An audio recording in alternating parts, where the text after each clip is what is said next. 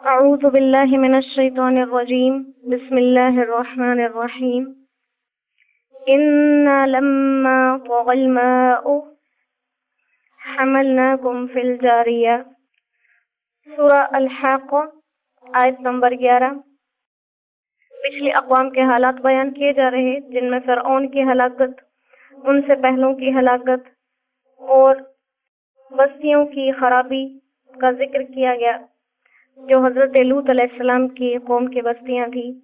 انہی کے ساتھ ساتھ آگے اب نوح علیہ السلام کی قوم کا ذکر ہے۔ اِنَّ لَمَّا طَغَى الْمَاءُ، بے شک جب پانی نے سرکشی کی، جب پانی بڑھ گیا، حملناکم،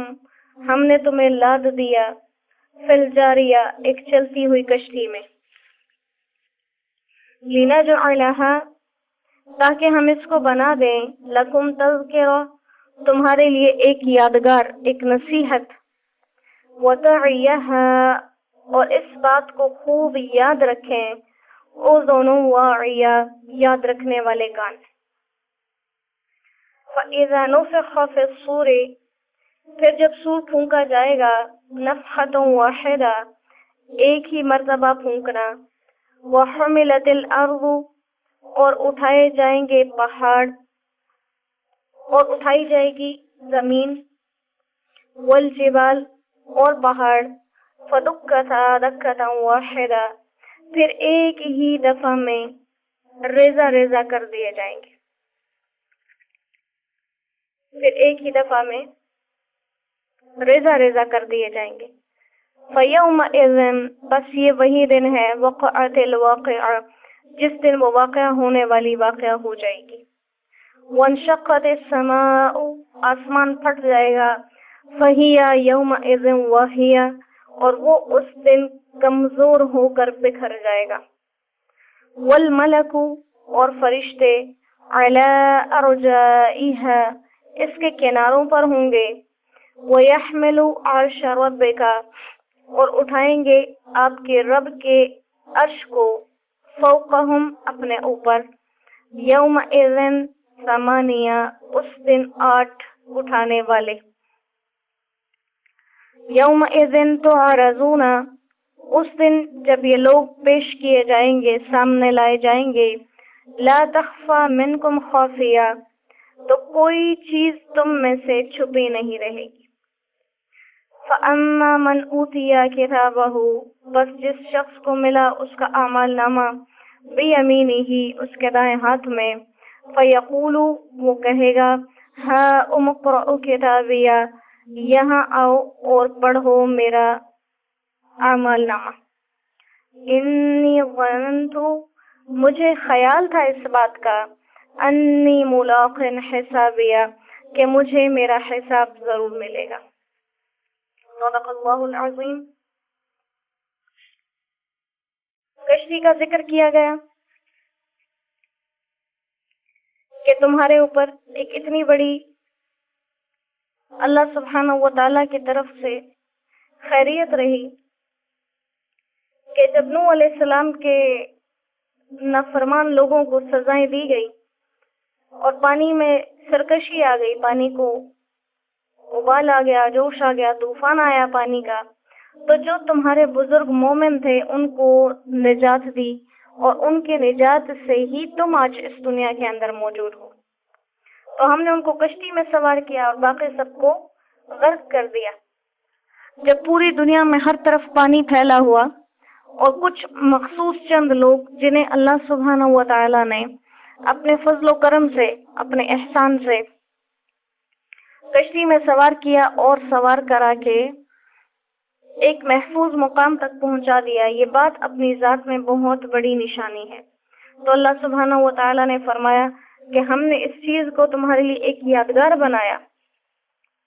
تاکہ یاد رکھنے والے کان اس کو خوب یاد رکھیں۔ مطلب یہ کہ عبرت حاصل کرنے والے اس سے عبرت حاصل کرتے رہیں کہ وہ کتنی عظیم الشان ذات ہے جو اگر کسی کو بچانا چاہے تو ایسے آرام سے اسے بچا لیتی ہے کہ اس کا بال بھی بیکا نہیں ہوتا، اور اگر کوئی انسان اس کا نافرمان رہے تو وہ ان کو ان کے گھروں سے نکال کے ہلاک کر دیتا ہے، اسے کسی پر ہلاکت بھیجنے کے لیے کوئی پریشانی نہیں ہوتی۔ فَإِذَا نُفِخَ فِي الصُّورِ، قیامت کے دن سور پھونکنے کا بیان کیا جا رہا ہے، اور کہا کہ جب سور میں پھونکا جائے گا، ایک ہی دفعہ پھونکنا، تو یہ سور جو ہے وہ کہتے ہیں کوئی سینگ کی شکل کی چیز ہے جس میں قیامت کے دن سور پھونکا جائے گا۔ اور نفخۃ واحدہ کا مطلب کیا ہے کہ اچانک ایک ہی دفعہ میں ایک آواز ہوگی، اور یہ ایسی آواز ہوگی جو بند نہیں ہوگی بلکہ یہ لگاتار جاری رہے گی یہاں تک کہ اس آواز سے سب مر جائیں گے۔ اور قرآن و سنت سے وضاحت کے ساتھ قیامت میں 2 دفعہ سور پھونکنا ثابت ہے۔ پہلے دفعہ جب سور پھونکا جائے گا تو تمام لوگ فَصَعِقَ مَن فِي السَّمَاوَاتِ وَمَن فِي الْأَرْضِ، زمین آسمان کے اندر جتنے بسنے والے ہیں، انسان، جن، فرشتے، تمام کے تمام بے ہوش ہو جائیں گے، اور اسی بے ہوشی میں ان سب کو موت آ جائے گی۔ اور دوسرا وہ نفخہ ہے جس سے پھر ان مرے ہوئے لوگوں کو دوبارہ زندہ کیا جائے گا،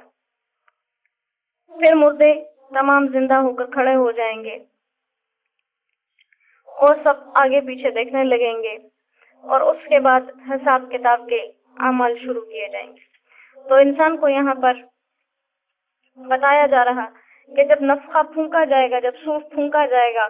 اور انسان اس کی ہیبت سے، صرف یہ نہیں کہ انسان ہی اس کی ہیبت سے بے ہوش ہو جائیں گے، یہ زمین اور یہ پہاڑ جو آج مضبوطی سے اپنی جگہ ہیں، ان کو ان کی جگہ سے اٹھا کر اللہ سبحانہ و تعالی ریزہ ریزہ کر دیں گے۔ اور یہ وہ دن ہے کہ جس کے واقعہ ہونے کا دنیا میں تمہیں بار بار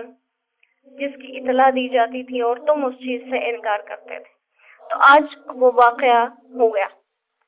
اور آسمان اس دن پھٹ جائے گا اور کمزور ہو جائے گا۔ یہ آسمان جو اتنا مضبوط ہے کہ جس دن سے اللہ سبحانہ و تعالیٰ نے اس کو بنایا، تب سے لے کے اب تک نہ اس میں سوراخ ہوئے، نہ اس میں دراڑ پڑی، نہ اس کے رنگ و روغن کی ضرورت پڑی، یہ اپنی کیفیات پر برقرار۔ اس دن یہ ایسا کمزور ہو جائے گا کہ کمزور ہو کر یہ پھٹ جائے گا، بکھر جائے گا۔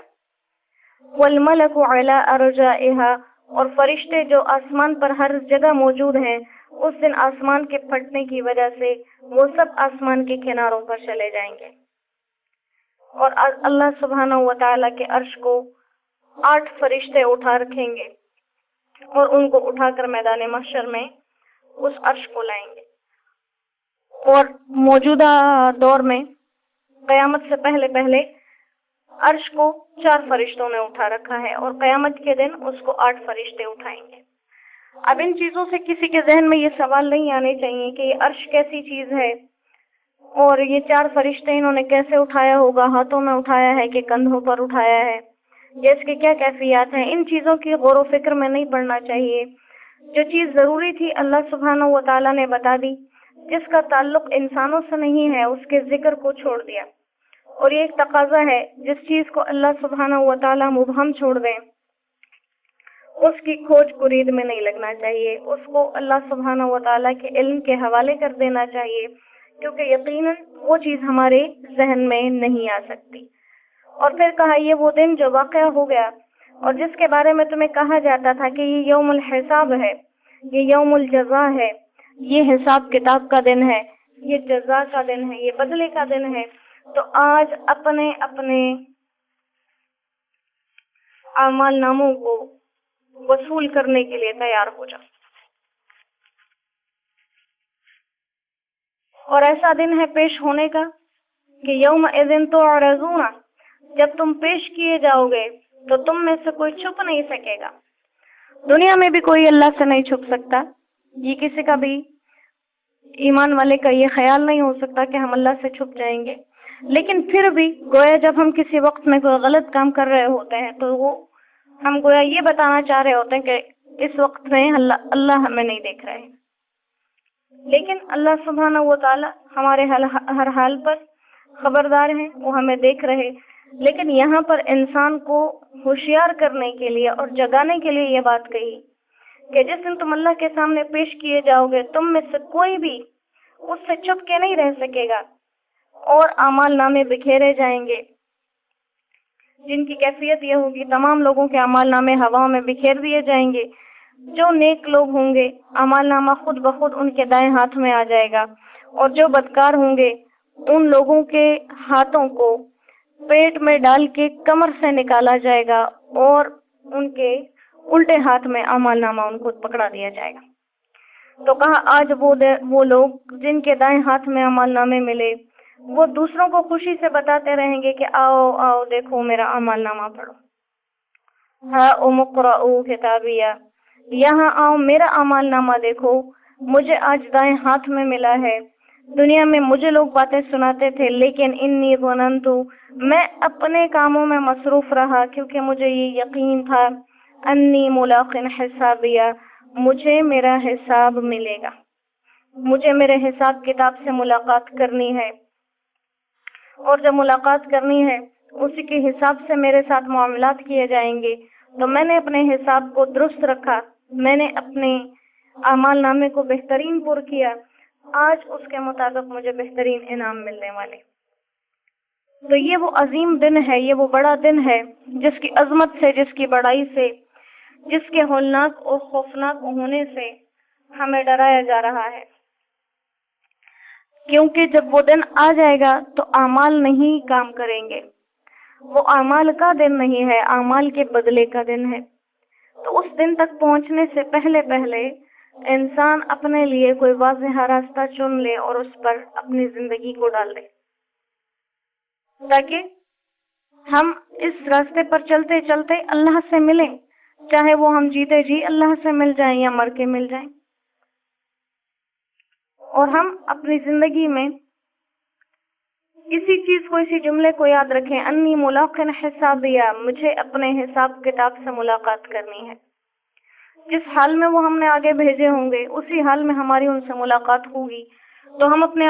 اعمال ایسے بہترین کریں کہ اس سے ملاقات کے وقت پھر ہمیں افسوس نہ ہو۔ ہم اپنی زندگیوں میں نمازوں کی کثرت اور بہترین نمازیں پڑھنے والے ہوں، ہم اپنی زندگی کو قرآن میں گزار دیں۔ کہتے ہیں کہ شرط یہ نہیں ہے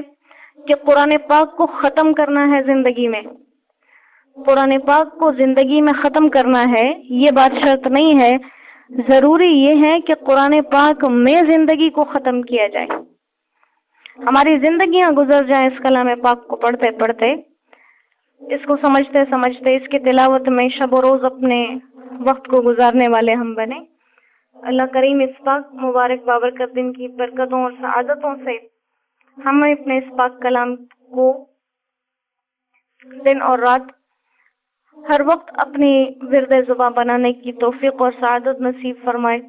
اور جو احکامات کرنے کے ہیں ان پر ہمیں عمل کرنے والا بنائے، جن سے روکا ان سے ہمیں خود بخود اللہ رکنے کی توفیق عطا فرمائے۔ وما علینا الا البلاغ وآخر دعوانا ان الحمد للہ رب العالمین۔ السلام علیکم ورحمۃ اللہ وبرکاتہ۔